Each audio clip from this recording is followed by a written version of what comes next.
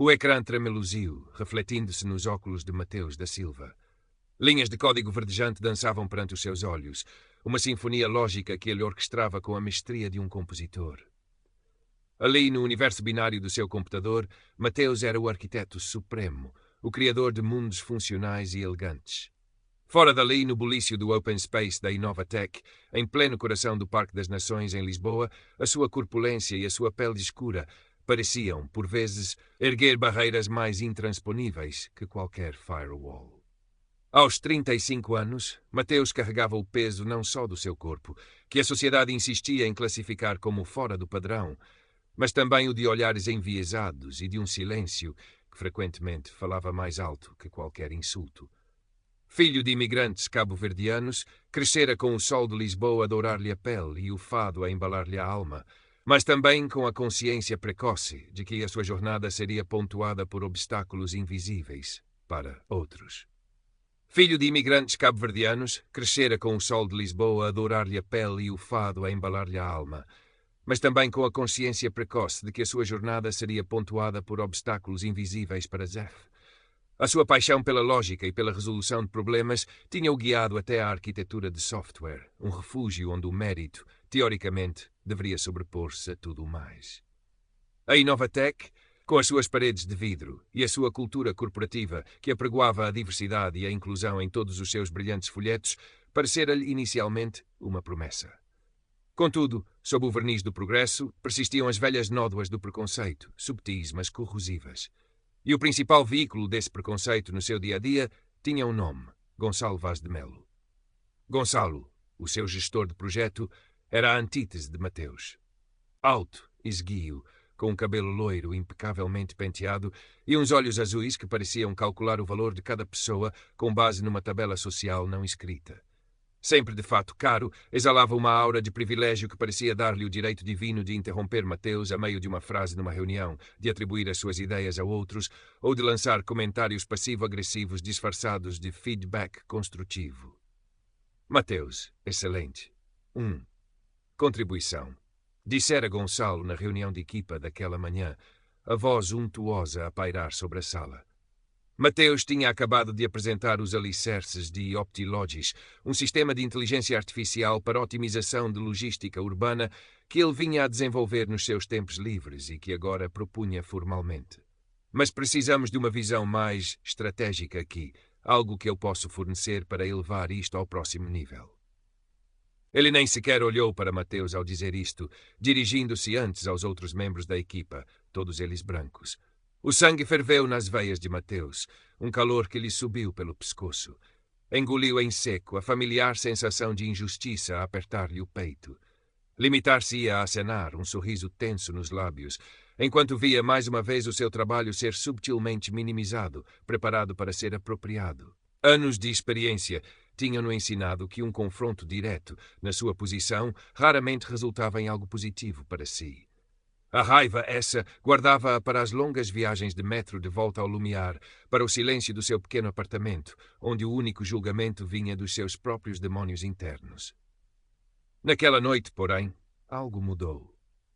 Enquanto olhava para o esboço do Optilogis no seu ecrã, para a complexidade elegante da sua criação, uma teimosia antiga despertou. «Até quando vou engolir isto?» murmurou para o vazio do quarto. «Não é o ordenado que me prende aqui, é o meu trabalho, o que eu crio». Era o seu bebê, a materialização de horas de dedicação, e a ideia de o ver desvirtuado ou roubado por Gonçalo era mais dolorosa do que qualquer microagressão. Dias depois, a bomba caiu. Numa reunião com a administração superior, onde se discutiam novas iniciativas de inovação, Gonçalo Vaz de Melo, com a sua habitual confiança imperturbável, apresentou o seu mais recente conceito. Um sistema revolucionário de IA para otimizar a logística urbana. Descreveu os seus méritos, o seu potencial de mercado, a sua arquitetura engenhosa. Era o Optilogis, ponto por ponto, mas rebatizado com um nome qualquer anglo-saxónico que Gonçalo achara mais sonante. Quando um dos administradores, o Dr. Arnaldo Magalhães, um homem mais velho e geralmente perspicaz, perguntou sobre a gênese da ideia, Gonçalo sorriu benevolentemente. Foi um esforço colaborativo, claro, mas a visão estratégica e o impulso inicial vieram de uma necessidade que identifiquei há algum tempo. A equipa, com alguma contribuição, ajudou a refinar certos aspectos técnicos. Mateus, presente na sala como um requisito técnico de baixo nível, sentiu o chão a fugir-lhe. O seu nome nem sequer fora mencionado. Era como se não existisse, ou como se o seu cérebro fosse apenas uma extensão do de Gonçalo. A humilhação era um nó na garganta, as mãos suavam. Queria gritar, queria levantar-se e desmascarar a farsa, mas o medo paralisava-o. O medo de ser visto como conflituoso, problemático, o homem negro e gordo que não conhecia o seu lugar. Viu o Dr. Magalhães a acenar, aparentemente satisfeito com a explicação. A farsa estava a ser engolida por todos. Mais tarde nesse dia, Mateus, com o coração a bater descompassado, abordou Gonçalo no seu gabinete envidraçado com vista para o Tejo. Gonçalo, sobre o projeto de logística. Começou, a voz a tremer ligeiramente. Gonçalo levantou os olhos do seu computador, uma sobrancelha arqueada. Sim, Mateus, o OptiPrime. Um nome forte, não acha? Tem mais impacto. Era sobre a apresentação de hoje, continuou Mateus, tentando manter a calma. A ideia, a arquitetura base, fui eu que as desenvolvi, o OptiLogis. Gonçalo recostou-se na cadeira, um sorriso condescendente a brincar-lhe nos lábios. Mateus, estamos todos na mesma equipa, não estamos? As ideias flutuam, são refinadas. Você deu um pontapé de saída interessante, admito, mas transformar isso num produto viável requer uma perspectiva diferente. A minha perspectiva. Fez uma pausa, o sorriso a desvanecer-se. Não vamos criar problemas onde não existem, pois não. Você é um técnico valioso. Seria uma pena se começasse a parecer desalinhado com os objetivos da empresa. A ameaça velada pairou no ar, fria e cortante. Gaslighting clássico. Mateus saiu do gabinete a sentir-se ainda mais pequeno, a raiva a dar lugar a uma desesperança pesada. Parecia que, por mais que fizesse, por mais brilhante que fosse o seu trabalho, haveria sempre um Gonçalo para lhe roubar o crédito, para o empurrar de volta para as sombras. Nos dias que se seguiram, a situação piorou. Gonçalo, agora oficialmente o pai do OptiPrime, começou a excluir Mateus das reuniões de desenvolvimento cruciais. Quando lhe atribuía tarefas, eram sempre menores, burocráticas, destinadas a mantê-lo ocupado e longe do núcleo do projeto. As críticas ao seu trabalho, antes subtis, tornaram-se mais frequentes e públicas, sempre entregues com aquele tom de superioridade calculada. Mateus, este código está funcional, mas falta-lhe elegância. Precisamos de mais aqui. Mateus começou a levar o trabalho para casa, não as tarefas menores que Gonçalo lhe dava, mas o seu OptiLogis original. Refinava-o, documentava cada linha de código, cada decisão de design, cada diagrama de arquitetura. Era um ato de desafio silencioso, uma forma de preservar a sua sanidade e a integridade da sua criação.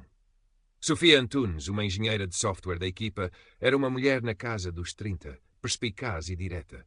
Inicialmente, como muitos, mantivera-se à margem, focada nas suas próprias tarefas. Mas ela tinha um faro apurado para a injustiça e um respeito genuíno pelo talento de Mateus, que ela observara discretamente em várias ocasiões. Começou a notar o padrão. Viu Gonçalo a apresentar uma solução que Mateus lhe confidenciara dias antes. Ouviu os comentários depreciativos. Um dia, na Copa, apanhou Gonçalo a imitar trocistamente o sotaque de Mateus, um vestígio quase imperceptível da sua herança cabo-verdiana, para divertir outro colega. Current Path Characters, 4 new de 1, Total Characters, 895. A gota de água para Sofia foi quando Gonçalo, numa reunião de equipa, elogiou efusivamente um colega mais novo e branco por uma pequena otimização no código que ela sabia ter sido sugerida e implementada por Mateus, que nem sequer fora convidado para aquela reunião específica. A injustiça era demasiado flagrante. Nessa tarde, Sofia aproximou-se da secretária de Mateus. O Open Space estava mais calmo. A maioria das pessoas já tinha saído ou estava em reuniões. Mateus, disse ela, voz baixa, mas firme. Posso falar contigo um momento? Sobre o Gonçalo e o projeto OptiPrime. Mateus levantou os olhos do ecrã, surpreendido. Sofia raramente interagia com ele para além do estritamente profissional. Claro, Sofia, diz. Olha, começou ela, sentando-se na cadeira ao lado da sua secretária. Eu não sou de me meter onde não sou chamada, mas o que o Gonçalo te tem feito é nojento. A apropriação do teu projeto, os comentários, a forma como te exclui, eu tenho visto. Um misto de alívio e cautela percorreu Mateus. Alívio por alguém ter notado, por não estar a imaginar coisas. Cautela, porque a confiança era um luxo que ele raramente se permitia. Eu agradeço que digas isso, Sofia. Não tem sido fácil. Acredito, respondeu ela. O tipo é um predador de ideias e um bully. Ouvi dizer que ele já fez coisas parecidas antes, mas nunca de forma tão descarada. Acho que ele te subestima. Fez uma pausa, olhando diretamente para ele. Se precisares de alguém para confirmar o que se passa, ou se decidires fazer alguma coisa, conta comigo. Eu vi e tenho boa memória. As palavras de Sofia foram como um bálsamo inesperado. Pela primeira vez em meses, Mateus sentiu uma centelha de esperança. Não estava sozinho. A sugestão de Sofia de documentar tudo reforçou o que ele já tinha começado a fazer instintivamente. Agora, fazia-o com um novo propósito. Guardava e-mails com timestamps, versões do código com histórico de commits, notas pessoais de reuniões às quais não fora formalmente convidado, mas cujo conteúdo lhe chegava através de outros. Cada pedaço de informação era uma arma em potencial. Enquanto isso, Gonçalo pavoneava-se. O OptiPrime estava a ganhar tração dentro da empresa. A administração via nele um potencial enorme e Gonçalo, como seu arauto, brilhava.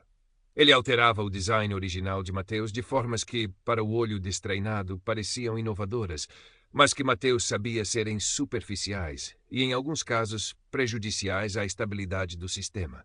Ele até começou a envolver um consultor externo, um amigo seu, para validar as suas abordagens, marginalizando ainda mais a equipa interna que poderia questionar as suas decisões. Mateus, por seu lado, continuava o seu trabalho duplo. Cumpria as tarefas menores que Gonçalo lhe impunha com uma diligência fria, mas as suas noites eram dedicadas ao OptiLogis, o verdadeiro sistema, agora mais robusto e elegante do que nunca. Era um trabalho solitário, alimentado a café e a uma teimosia que se recusava a morrer. Por vezes, a dúvida assaltava-o. Valia a pena? Não seria mais fácil procurar outro emprego, recomeçar noutro sítio? Mas a imagem do sorriso triunfante de Gonçalo e a lembrança das palavras de apoio de Sofia reacendiam a sua determinação. Aproximava-se a data da apresentação oficial do OptiPrime a um consórcio de investidores internacionais. Era o dia D para Gonçalo, a sua oportunidade de ouro para se consagrar. A pressão na equipa era imensa. Embora a maior parte do trabalho real estivesse a ser feito por um pequeno grupo de programadores júniores que seguiam as diretivas muitas vezes confusas de Gonçalo, enquanto Mateus era mantido deliberadamente à margem, corrigindo bugs em sistemas legados. Na véspera da apresentação, Gonçalo, num rasgo de aparente magnanimidade, ou talvez porque precisava de alguém para culpar se algo corresse mal, pediu a Mateus que desse uma vista de olhos final ao código do protótipo que seria demonstrado. Só para garantir que está tudo nos conformes, Mateus. 4 olhos veem melhor que 2. Mateus passou a noite a analisar o código. Era uma amálgama das suas ideias originais, desajeitadamente remendadas com as inovações de Gonçalo. Encontrou várias potenciais instabilidades, algumas críticas. Corrigiu as que pôde, sem alterar a estrutura imposta por Gonçalo, mas sabia que o sistema estava vulnerável. Documentou meticulosamente cada alteração que fez e cada fragilidade que permaneceu. O dia da apresentação chegou, carregado de uma eletricidade palpável. A sala de conferências principal da Inovatec, no último andar com vista panorâmica para o rio Tejo e a ponte Vasco da Gama, estava impecavelmente preparada. Os investidores, um grupo heterogêneo de homens e mulheres de negócios, vindos de várias partes da Europa, ocupavam as primeiras filas. A administração da Inovatec, incluindo o Dr. Magalhães, estava presente, os rostos expectantes.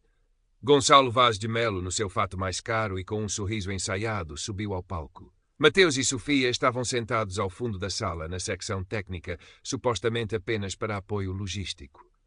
Gonçalo iniciou a sua apresentação com a eloquência de um vendedor nato. Falou de disrupção, de paradigmas, de sinergias. Os slides, polidos e cheios de gráficos impressionantes, sucediam-se. Chegou o momento da demonstração ao vivo do protótipo OptiPrime. E agora, senhoras e senhores, anunciou Gonçalo com um floreio, o futuro da logística urbana.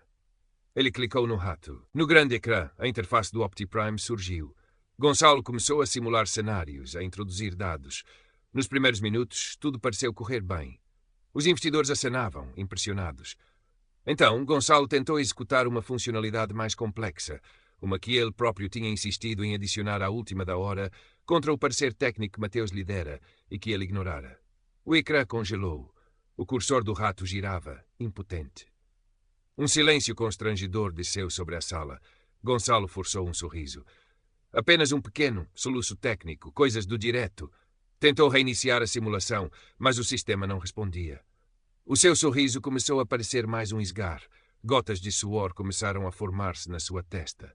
Olhou em pânico para a equipa técnica ao fundo, mas os programadores juniores que ele trouxera pareciam tão perdidos quanto ele. A tensão era quase insuportável.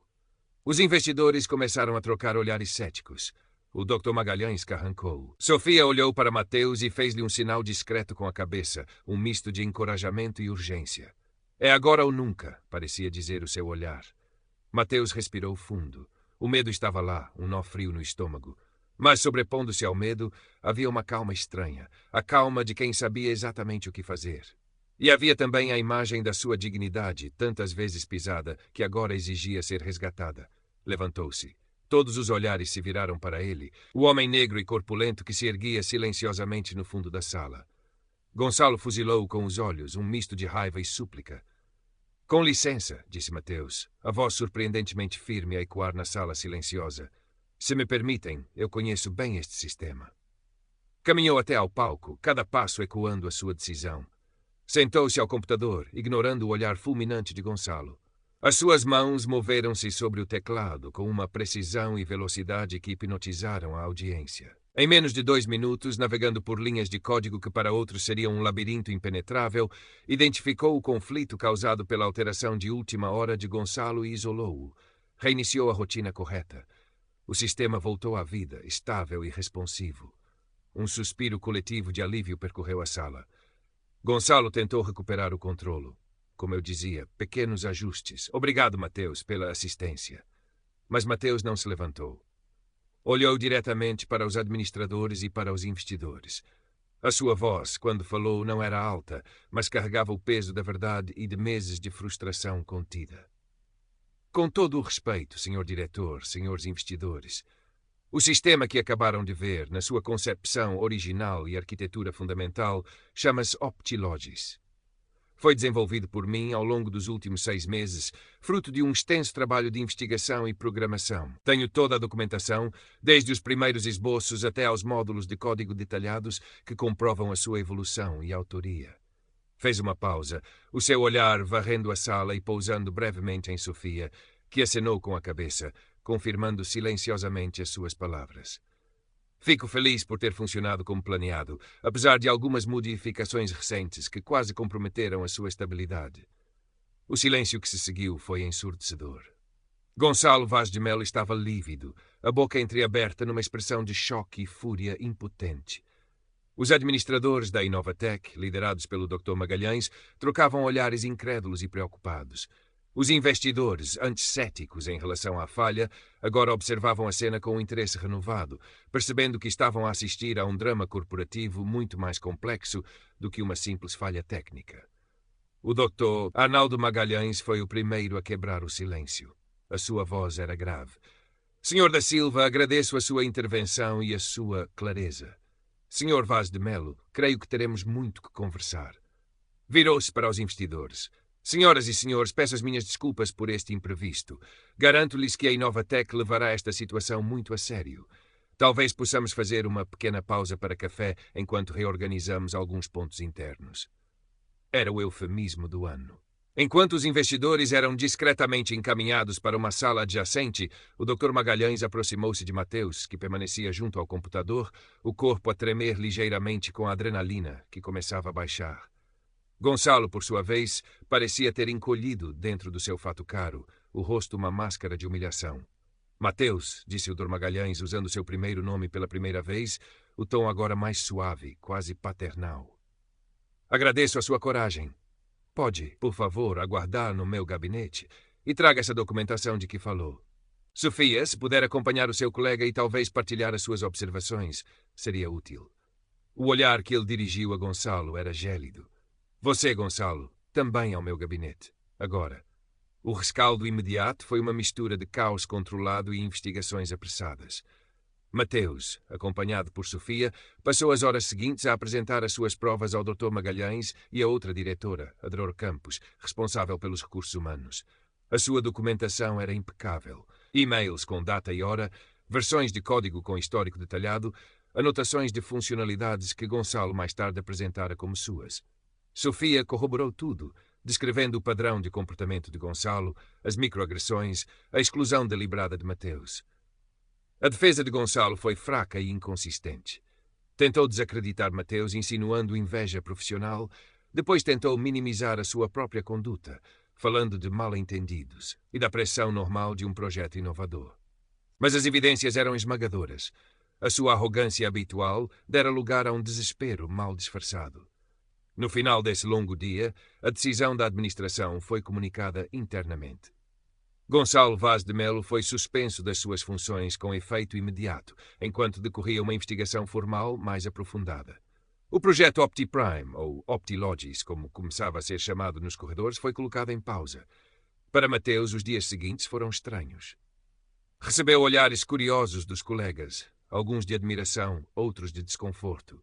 O Open Space parecia mais silencioso, sem a presença opressora de Gonçalo. Sentia-se exausto, como se tivesse corrido uma maratona emocional, mas também sentia um alívio profundo, uma leveza que não experimentava há muito tempo.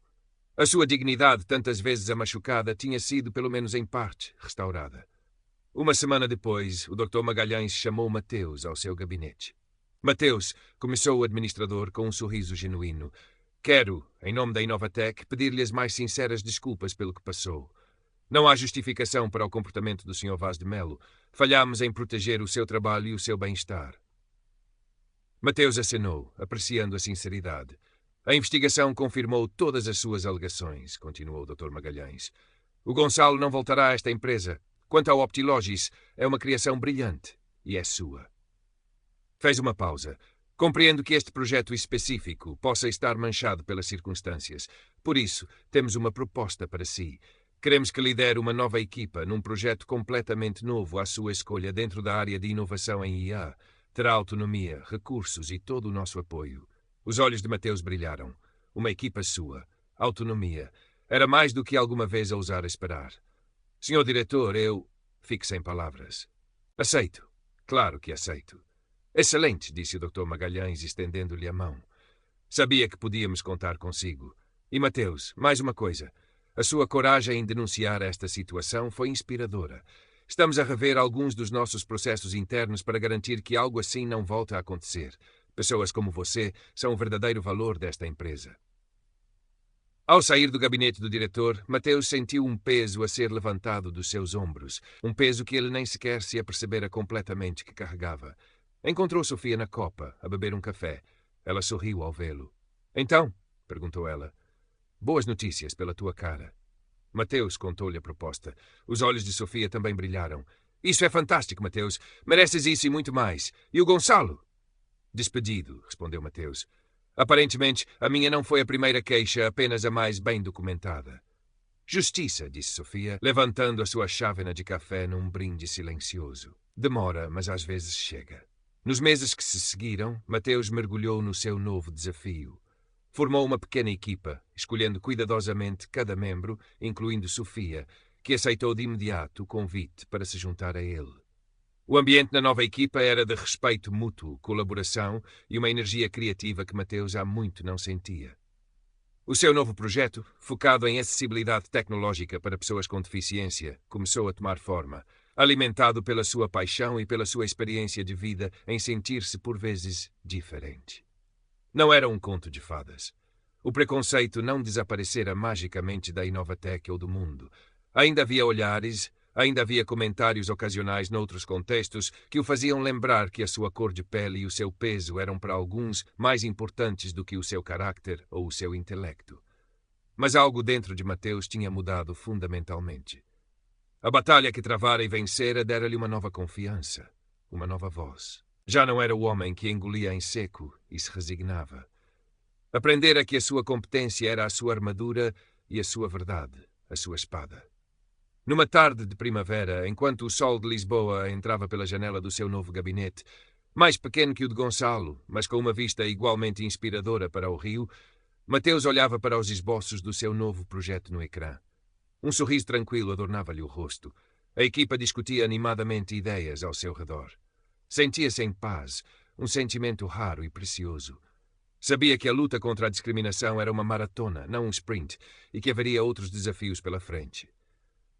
Mas pela primeira vez em muito tempo, sentia-se verdadeiramente no controle do seu destino, o arquiteto não só de software, mas da sua própria narrativa. E essa, percebeu ele, era a vitória mais significativa de todas. O código da sua vida estava finalmente a ser escrito por ele.